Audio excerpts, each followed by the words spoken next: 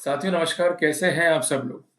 मेरा नाम है डॉक्टर जिनेश सोनी। मैं पेशे से एक एडवोकेट हूँ। आज डिस्कस करेंगे prevention of money laundering act को। आज एक महत्वपूर्ण जजमेंट हम डिस्कस कर रहे हैं। जजमेंट है honourable supreme court of India का। टाइटल है सरला गुप्ता बनाम ईडी और जजमेंट का डेट है 7 मई 2025। इसमें इंपॉर्टेंट पॉइंट क्या तय हुआ आरोपी के पक्ष में कि जो भी कंप्लेंट फाइल होता है बाय ईडी, वो कंसर्न कंप्लेंट और समझ डॉक्यूमेंट की कॉपी प्राप्त करने के लिए आरोपी जो है वो एलिजिबल है। तो क्या था ये मामला, क्या कॉन्टेक्शन रखे गए और किस तरीके से इस केस को जो है कॉन्टेस्ट किया गया, ये हम जो है डिस्कस करने वाले हैं। एक नोटबुक जो है मेंटेन करनी होगी आपको, साथ में एक पेन या पेंसिल जो है लेके रखो। देखो नोट्स जो है मेंटेन कर ली मैंने तो मेरे, अब ड्यूटी जो है आपकी है कि आप भी जो है नोट्स को मेंटेन करो। देखो जब भी नोट्स को हम लिखते हैं ना, या अपने केस को स्टडी करते हैं, केस जो है स्टार्ट कब से हुआ और उसके बाद जो है इवेंट्स क्या क्या हुए। तो इस केस का पहला इवेंट था जुलाई 2017। यहाँ पर एक केस जो है रजिस्टर्ड हुआ against the appellant for the offences. अब ऑफेंसेस का आ जाएगा ब्यौरा। यहाँ पर ऑफेंसेस क्या थे, 420 IPC, 120 B IPC, section 13 sub clause 1 sub clause D PCA. ये मामला जो है टेकअप करा ईडी ने और इंसेप्शन पे दर्ज हुआ ECIR। ये आप जो है नोट डाउन कर लीजिए। उसके पश्चात अगस्त 18 के अंदर एक कंप्लेंट जो है फाइल होती है before the special court. Special court जो है प्रसंज्ञान लेता है, पर आपत्ति ये थी आरोपी की कि कुछ डॉक्यूमेंट जो है प्रोवाइड नहीं किए गए और जिस कारण से आपत्ति को स्वीकार किया जाए और डॉक्यूमेंट जो है प्रोवाइड करने के लिए डायरेक्शन दिए जाए कंसर्न अथॉरिटी को। ट्रायल कोर्ट ने अर्जी जो है खारिज कर दी।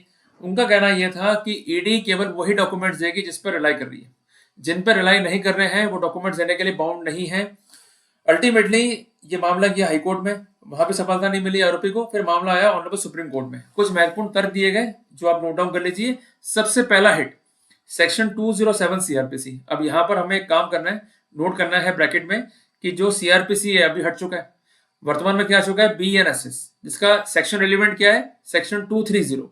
तो पहला तर्क यह था कि section 207 CrPC is not restricted to documents जिस पर रिलाई कर रहा है ईडी या प्रोसिक्यूशन। जो भी डॉक्यूमेंट कलेक्ट किए गए during the course of investigation, उनकी कॉपीज जो है प्रोवाइड करनी पड़ेंगी आरोपी को। पहला इंपॉर्टेंट था। दूसरा इंपॉर्टेंट पॉइंट ये था कि जो कंसर्न आरोपी है उसका फंडामेंटल राइट है to get all the copies of documents which are collected during the course of investigation. ये पार्ट एंड पार्सल है फेयर इन्वेस्टिगेशन का और ये गारंटेड है by article 21 of constitution of India. तीसरा इनका तर्क ये था कि सेक्शन 46 सब क्लॉज 1 और सेक्शन 65 और सेक्शन 71 PMLA के लाइट में जो कंसेंट प्रोविजंस है सीआरपीसी के, इट विल बी एप्लीकेबल।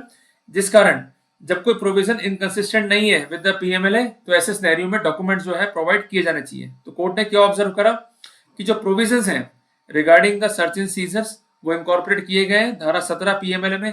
इसके अलावा जो प्रोविजन है पर्सनल सर्च के वो इनकॉर्पोरेट किए गए धारा 18 PMLA में। इसके अलावा धारा 20-21 PMLA डील करता है with retention of property and record. तो जो भी डॉक्यूमेंट जो है सीज किए जा रहे हैं as per the protocol of section 17 and section 18 of PMLA, उनकी कॉपीज जो है प्रोवाइड करनी पड़ेगी। इसके अलावा कानून में इटसेल्फ लिखा गया है the person from home the record has been seized shall be entitled to the copies of record, जिसके लिए आप धारा 21 सब क्लॉज 2 PMLA को जो है नोट डाउन कर सकते हैं। इसके अलावा नियम 4 sub clause 2 PML means prevention of money laundering forms search and seizure और freezing and the manner of forwarding reasons and material to the adjudicating authority 2005 पर भी जो है अप्लाई कर सकते हैं। तो इसके परिप्रेक्ष्य में कोर्ट ने डायरेक्शन दिए कि जो कंसर्न अक्यूज्ड है वो एलिजिबल है to get the copies of all documents collected by the agency during the course of investigation even though it is not going to be relied. तो ये फैसला जो है बहुत महत्वपूर्ण है, हमें सिखाता है 4 महत्वपूर्ण बातें। सबसे पहली बात कि जब भी कोई डॉक्यूमेंट हमें मिलते हैं कंसर्न कोर्ट के अंदर, वो डॉक्यूमेंट प्रॉपर नहीं है या डॉक्यूमेंट पठनीय नहीं है या डॉक्यूमेंट जो है इनकम्प्लीट है, मेक योर ऑब्जेक्शन, जिसके लिए आप रिलाई कर सकते हैं सेक्शन 207 CRPC या सेक्शन 230 BNSS पे। ये नोट डाउन कर लीजिए। दूसरी बात, जब भी आप आपत्ति पेश करेंगे या अपना सबमिशन पेश करेंगे, आपको स्पेसिफिक ब्यौरा देना होगा। अगर आप स्पेसिफिक ब्यौरा नहीं देंगे, आपकी अर्जी जो है स्पेसिफिक नहीं है, पिन पॉइंट नहीं है, सफलता नहीं मिलेगी। तीसरी बात ये कि धारा 46 सब क्लॉज 1 धारा 65 PMLA ये स्पेसिफिक करता है कि CRPC would be applicable even to the proceeding under PMLA, but शर्त क्या है कि जो प्रोटोकॉल्स है दे आर नॉट रिक्वायर्ड और सपोज टू बी इनकंसिस्टेंट। तो यहां पर जो एम्फेसाइज किया गया कि प्रोटोकॉल जो है इनकंसिस्टेंट नहीं है, तो कोर्ट ने इस बिंदु को भी जो है विचार में लिया। तो आपको ये भी एम्फेसाइज करना है। और चौथी बात कि अगर डॉक्यूमेंट कलेक्ट किए गए हैं एज पर सेक्शन 17, सेक्शन 18 ऑफ पीएमएलए। तो ऐसे सिनेरियो में धारा 21 सब क्लॉज 2 पीएमएलए के अकॉर्डिंगली आप कॉपीज के लिए एलिजिबल हैं। Apart from that, providing you the copy of all documents is part and parcel of fair proceeding. Ultimately ये पार्ट है आर्टिकल 21 संविधान का। तो ये महत्वपूर्ण बिंदु है आपके पक्ष में। जल्दी मिलेंगे एक नए टॉपिक के साथ। टिल देन, जय हिंद, जय भारत।